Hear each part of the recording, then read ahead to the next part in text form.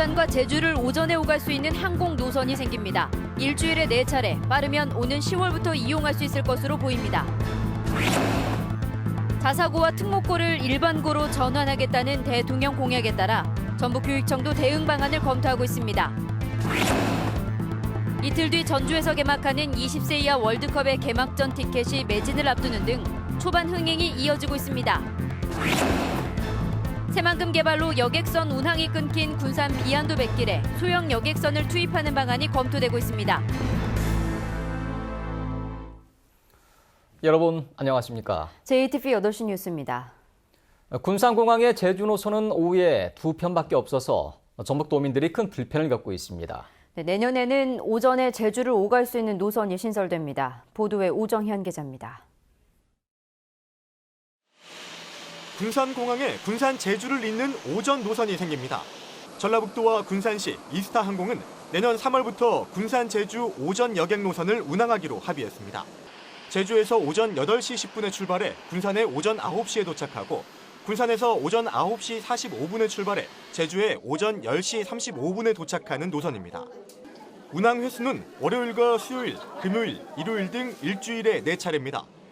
오전에 제주를 오가기 위해 광주공항이나 청주공항을 찾을 수밖에 없던 전북 도민들의 불편이 상당히 줄어들 것으로 기대됩니다. 하지만 이 노선을 만들기 위해 전라북도와 군산시가 이스타항공에 지급하기로 한 손실지원금, 착륙료 때문에 논란이 일고 있습니다. 이스타항공은 군산 제주 오전 노선을 신설하기 위해 흑자 노선인 김포 제주 노선을 포기해야 한다며 1년에 3억 1,400만 원을 요구했습니다. 평균 탑승률을 75%로 가정한 금액입니다.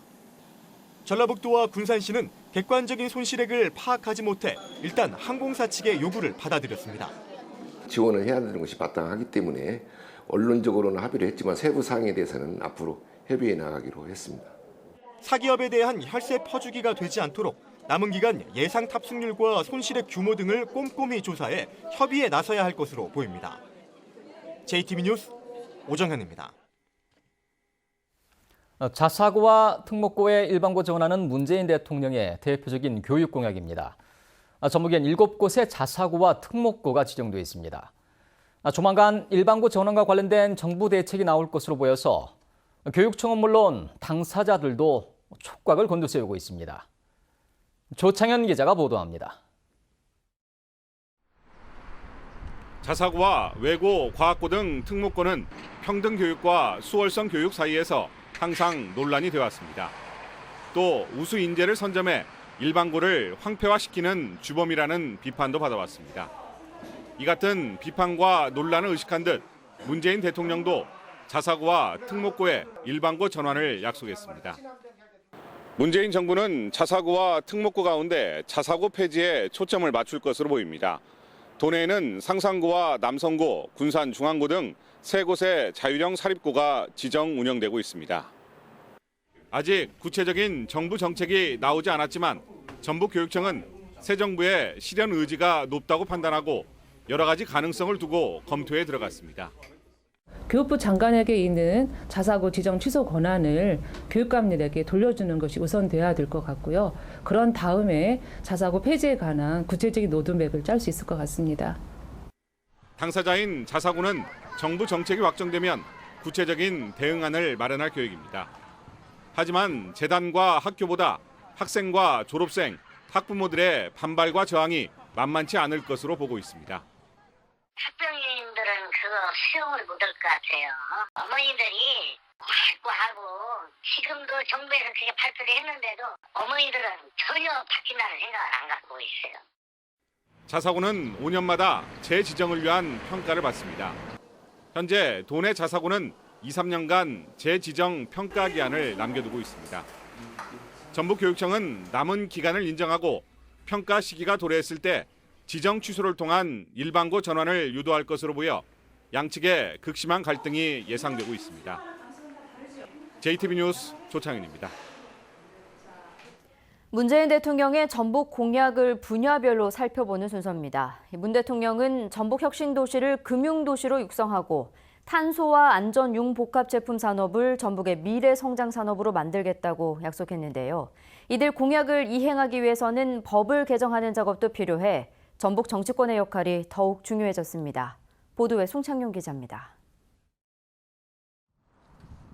국민연금공단 기금운용본부가 운영하는 국민연금기금은 558조 원입니다.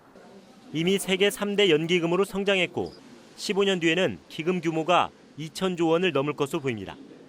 문재인 대통령은 기금운용본부를 중심으로 전북 혁신도시를 서울과 부산에 이은 제3의 금융도시로 육성하겠다고 공약했습니다.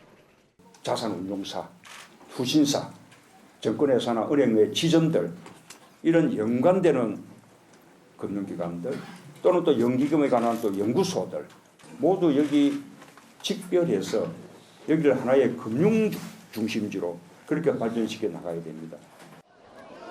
문 대통령은 또 탄소 소재와 안전 융복합 제품 산업을 전북의 미래 성장 산업으로 육성하겠다고 약속했습니다.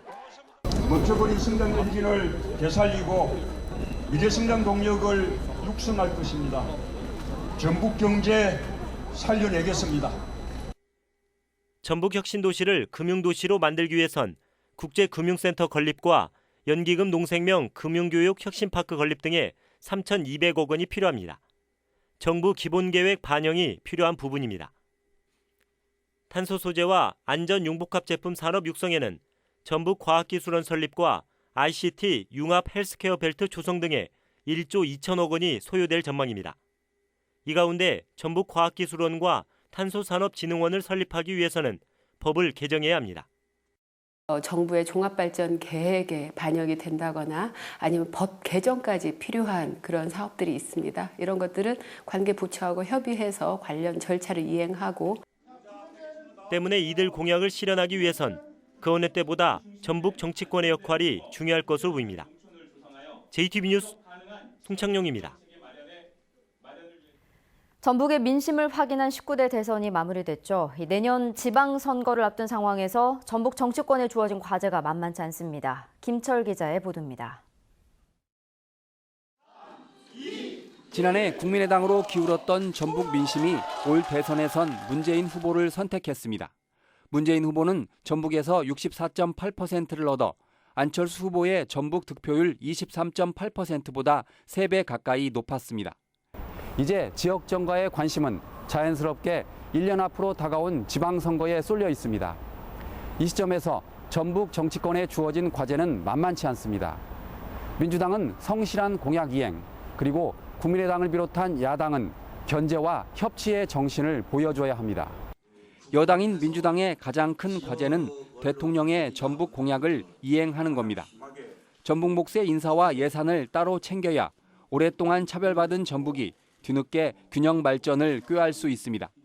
전라북도를 별도 권역으로 만들어서 인사와 예산, 사업에서 처벌받지 않겠다 하는 약속을 했습니다.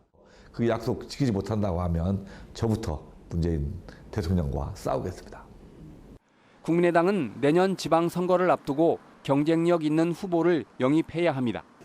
원내 대표에 도전했던 유성엽, 김관영 의원이 모두 쓴 잔을 마심에 따라 전북의 정치력을 키우는 것도 숙제입니다. 야당 본연의 견제 기능도 잊지 말아야 합니다. 새만금 전담 비서관이 아니라 지역 균형 발전과 관련된 부서를 두게 됐는데요. 이번 임기 내에 뭔가 새만금 사업을 좀 마무리하겠다는 그런 의지가 좀 퇴색된 거 아닌가. 그리고 또 감시하고 견제하려고 합니다. 여당과 야당이 무조건 싸우는 게 아니라 사안에 따라 서로 돕는 상생의 정치, 이른바 협치도 시험대에 올랐습니다. 기본적으로는 이제 야당과의 어떤 협치를 통해서 안정적인 국정 운영이 될 수 있도록 하는데 그런 방향에서 노력을 해야 될 걸로 보고 있고요. 촛불혁명이 가져온 19대 대선이 끝났습니다. 지난 겨울 시민들은 나라다운 나라를 희망하며 촛불을 들었습니다. 이제 정치권이 촛불의 요구에 응답할 차례입니다. JTB 뉴스 김철우입니다. 이틀 뒤 전주에서 개막하는 20세 이하 월드컵이 초반 흥행을 예고하고 있습니다. 한국팀 개막전의 입장권이 매진 직전이고 예선 2차전 경기가 있는 날도 60% 이상 팔렸습니다. 권대성 기자가 보도합니다. 전주시청에 마련된 U20 피파 월드컵 입장권 판매소입니다. 입장권을 사려는 시민들의 발길이 이어집니다. 당연히 의미가 있죠. 직접 보는 거하고 중계하고는 당연히 그 생동감 있게 전체적으로 움직이는 선수들이 움직이는 걸 다 볼 수가 있잖아요. 그래서 외국 선수들도 보고. 개막일 입장권은 한국팀 경기와 휴일까지 겹쳐 매진을 앞두고 있습니다. 전체 38,800장 가운데 95% 이상인 36,800장이 팔렸습니다. 한국팀의 예선 2차전이 열리는 날인 오는 23일 입장권도 평일이지만 60% 넘게 팔렸습니다. 전주에서는 모두 9경기가 엿새간 열리는데 한국팀 경기가 있는 이틀은 일단 흥행을 예약했습니다. 원래 축구를 좋아해서 전주에서 20세 이하 축구 월드컵을 한다 해서 응원으로 왔습니다. 화이팅! 대한민국 화이팅! 하기로 해서 왔습니다. 한국팀 경기가 없고 16강전 등 아직 대진표가 확정되지 않은 나흘간의 입장권 예매율은 10%에 머물고 있습니다. 전주시와 전라북도 축구협회는 기자회견을 열고 도민과 축구 팬들의 참여를 요청했습니다.